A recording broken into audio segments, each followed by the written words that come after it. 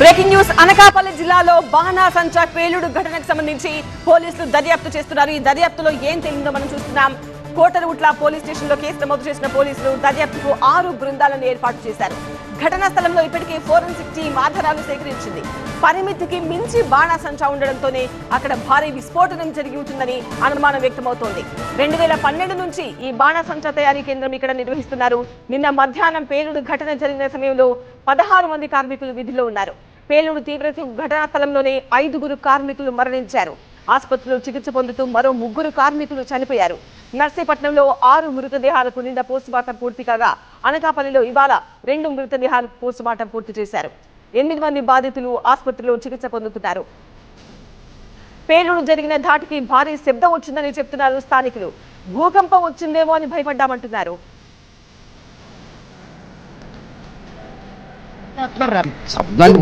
మొత్తం భూమి అంతా వదిలిపోయినట్టు అయిపోయిందండి. భూమి ఇదో ఎగిరిపోయినట్టు అలా వచ్చింది. కిలోమీటర్ దూరం సౌండ్ మాత్రం గట్టికి వస్తుంది.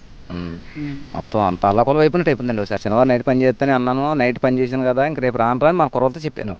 చెప్పేసి నన్ను మానేసాను. వచ్చేసి ఉండే మళ్ళీ మా పిల్ల అంది వస్తాను. అలాగే మా పిల్ల వచ్చింది అంతే. వచ్చేసి ఇంకా మంచిలు కానీ వచ్చి అతనికి వాటర్ ట్యాంక్ దాన్ని మంచిలు తాగేసి చిన్న పిల్ల ఇంకో పిల్ల ఉంటే సామర్పడ పిల్ల పారిపోతున్నా. పిల్ల వెనకాల పరిగెట్టిందంట. ఈ లోపల మంటలో ఫైర్ అయిపోయింది. 5 ఉంటారు డైలీ ఉండేవాళ్ళు. 5 ఉంటారండి. మేము సొమ్ములు మేపు 3 మనుషులు కన్ఫామ్ డైలీ ఉంటామండి. ఎవరు రాకపోయి అందరూ డైలీ పనిలో రాదు సార్. నేను ఏదో జాతరానికి అలా వచ్చారు సార్. సౌండ్స్ అలా అద్దరు వెళ్ళిపోయింది సార్. 12 గంటల సామాన్లు అప్పుడు తయారవుతే అప్పుడు సెట్ చేస్తామండి. అది కూడా వాటర్ దగ్గర నుంచి చేస్తాడండి. ఎవరు కంగారు పెట్టనీడు. ఆయన చెప్పినట్టే చేస్తాడండి. మరోవైపు బ్లాస్ట్ జరిగిన ప్రాంతంలో కాలుష్య నియంత్రణ సిబ్బంది తనిఖీలు చేస్తున్నారు. పేలుడుకు కారణంగా ఏమైనా విష పదార్థాలు గాల్లోనూ నీటిలోనూ కలిసాయనే దానిపై పరికరాలతో పరిశీలిస్తున్నారు. మరింత సమాచారం టీవీ సీనియర్ కరెస్పాండెంట్ కాజా అందిస్తారు. ఇక్కడ పరిసర ప్రాంతాలన్నీ పరిశీలిస్తున్నారు. ఒక ప్రత్యేకంగా పరికరం ద్వారా ఈ ప్రాంతంలో ఇంకా ఏదైనా స్మోక్ ఉందా, ఎటువంటి విషవాయువులు ఉన్నాయనే దానిపై ప్రత్యేకంగా తీసుకొచ్చిన పరికరాన్ని ఈ ప్రాంతం అంతా కూడా తీసుకెళ్ళి వాటిని వెరిఫై చేస్తారు. దీన్ని పిఏడి గ్యాస్ డిటెక్టర్ కిట్ నుంచి తీసిన ఈ పరికరం ఇది.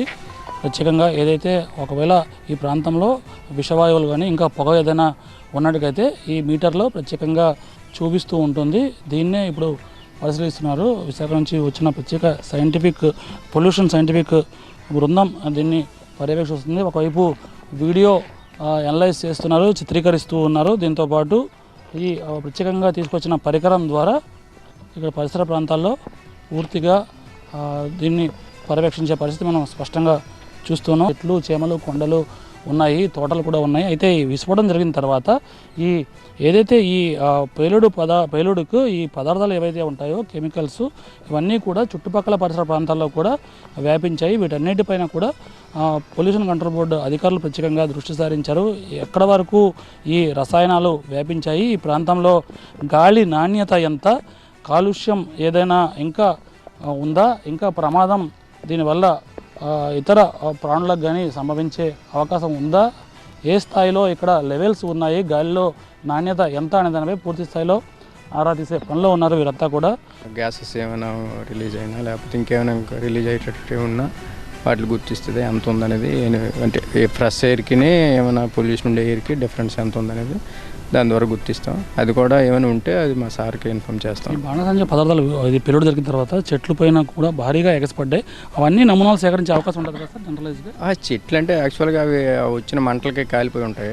వాటి వల్ల ఏమీ అంత ఎఫెక్ట్ ఏమి ఉండదు. మేము ఫైర్ చేసినప్పుడు వాటర్ వస్తుంది కదా, ఆ వాటర్ కూడా ఎక్కడ బయటికి ఎక్కడికి కలిసిపోకుండా చెరువుల్లోకి వాటిలోకి వెళ్ళకుండా వాటి దగ్గర కూడా కొద్ది నమూనా తీసుకుంటాం. వాటర్, ఎయిర్ అవి తీసుకొని మేము ల్యాబ్కి సబ్మిట్ చేస్తాం. సో ఇది ఓవరాల్గా ఈ ప్రాంతంలో పూర్తి స్థాయిలో పర్యటించిన తర్వాత ఏ విధంగా ఈ పరిసరాలు అన్నీ ఉన్నాయని దానిపై ఒక నమూనాలు సేకరించి ల్యాబ్ పంపించి తద్వారా విశ్లేషణ చేసి అప్రమత్తం చేస్తామని అధికారులు చెప్తున్నారు. కెమెరా పర్సన్ బాబుతో కాజా టీవీ 9 కలసపట్నం నుంచి.